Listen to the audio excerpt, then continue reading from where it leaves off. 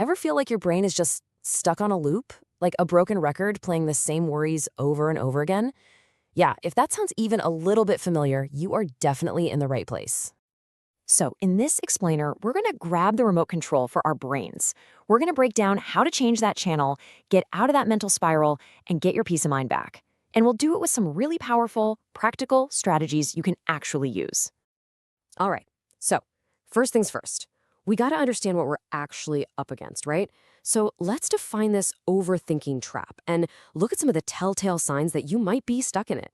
Yeah, it's really important to get this. Overthinking is not the same as productive problem solving. Not at all. It's when your brain just gets stuck, spinning its wheels, replaying old conversations, dreaming up worst case scenarios, and just getting lost in thoughts that go absolutely nowhere. It's this mental habit that just ends up creating more and more stress. So do any of these sound familiar? I bet they do for a lot of us. That mental exhaustion, man, it is so real. It's your brain just burning itself out in this negative loop, and it just drains your energy. Or maybe you feel it in your body, right? Like a clenched jaw, or your shoulders are always up by your ears. These are all classic red flags that your mind is working way, way too hard. Okay, so why? Why do we do this to ourselves? Well, here's the good news. It's not some personal feeling. Our brains are kind of wired in a way that makes us susceptible to this. Let's take a look at the blueprint behind it all. Get this. This is wild. Researchers estimate that the average brain makes around 35,000 decisions every single day. 35,000. I mean, with that much cognitive load, is it any wonder that our brains sometimes just get stuck on a problem and start spinning out of control, trying to find some perfect answer that probably doesn't even exist? And, of course, some things can just pour gasoline on that fire. You know what I'm talking about. Super stressful situations, being a perfectionist, or just that deep down fear of what's coming next. All of these act as triggers, and they kick that worry cycle into overdrive. Now, this whole overthinking thing isn't just one big blob of worry. It actually comes in different flavors. It follows these really specific, unhelpful patterns. Psychologists call them cognitive distortions, which is just a fancy way of saying they're common tricks our minds play on us. And you know what? Just being able to spot them is the first crucial step to breaking free. All right, first up, we've got catastrophizing. Oh, yeah. This is when one tiny little problem, like, say, your car makes a weird noise, suddenly snowballs into a complete disaster in your head. You're not just thinking, I should get that checked out. No, you're thinking, the engine is blown, I can't afford to fix it, I'm gonna lose my job. It's that what-if spiral on steroids.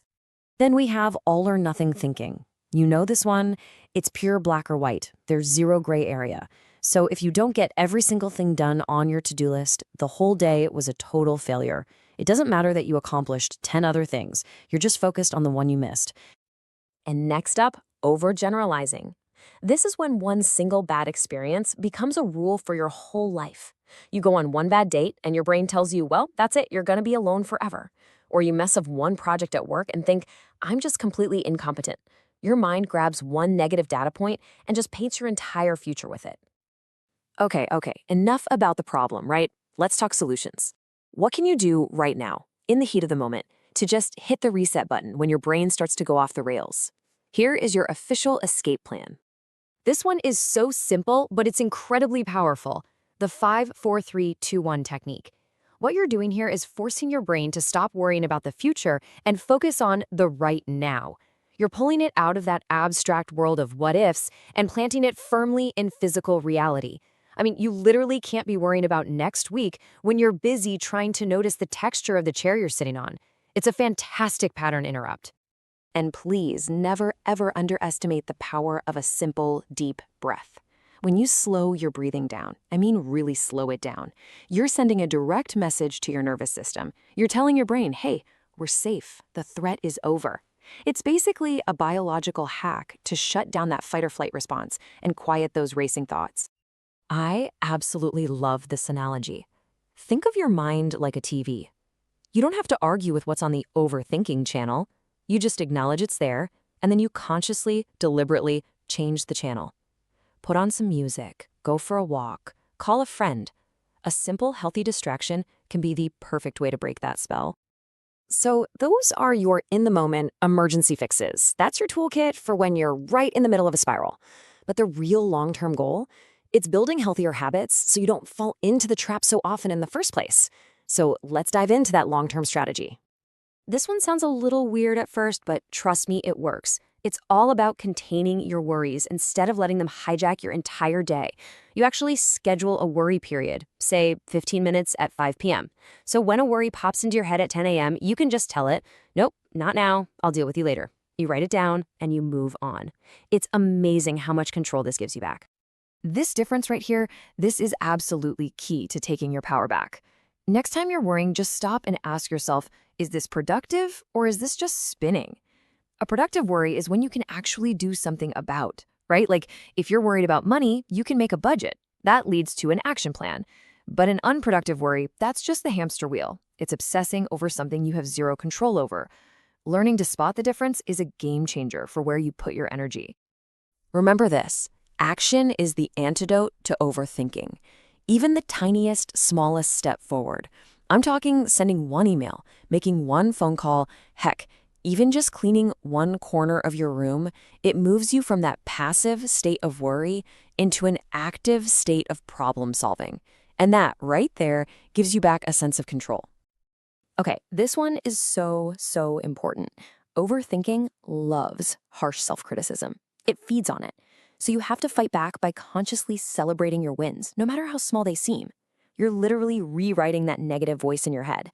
And when you mess up, because we all do, try to treat yourself with the same kindness you'd give to a good friend.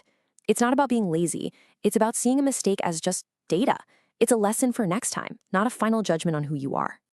And the really important thing to remember here is that this isn't a magic bullet. It's not a one-and-done fix. Managing your thoughts is a skill, just like learning to play the guitar or speaking a new language. It takes practice, consistent practice. So let's talk about what that practice actually looks like day to day. And look, part of that practice is knowing when it's time to bring in a pro.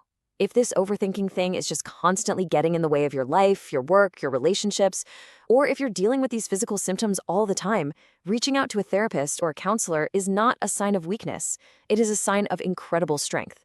They've got the tools to help you in a way that's tailored just for you. So please, let this be your mantra moving forward. The goal is not to never have a worried thought again. That's impossible. The goal is to stop letting those thoughts run the show. It's all about progress, not perfection. So be kind to yourself. Be patient with yourself. You're learning a new skill.